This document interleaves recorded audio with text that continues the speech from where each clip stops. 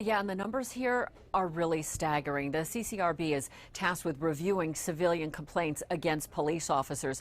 And while reviewing the complaints that had come in during the Black Lives Matter protest, they ruled that many of those are substantiated complaints, and that would be against more than 100 police officers. What's even more stunning is that a full 1/3 of the complaints that it tried to investigate could not be substantiated because they couldn't identify the officers involved. Much of that was due to the officers hiding their identity, according to the board. The weeks of protests that we saw in New York City required an incredible amount of police manpower, and these were often very charged times.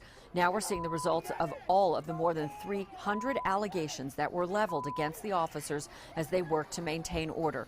The board now saying it substantiated 104 complaints of misconduct against NYPD officers, and it is recommending charges. That would be the highest level of discipline against 61 officers, saying they should face an administrative trial. So far, the NYPD has only disciplined 10 officers of the 24 cases that have been finalized. But the board noted it had unprecedented challenges in investigating these complaints, particularly around the identification of officers due to the failure to follow proper protocols. Officers covering their names and shield, officers wearing protective equipment that did not belong to them, the lack of proper use of body-worn cameras. Now, just this morning, we heard from the head of the Police Officers Union responding to this report, calling the evidence flimsy and noting the vast majority of cases did not result in a finding of misconduct. The board further stated that New Yorkers have waited a long time for resolution to these complaints,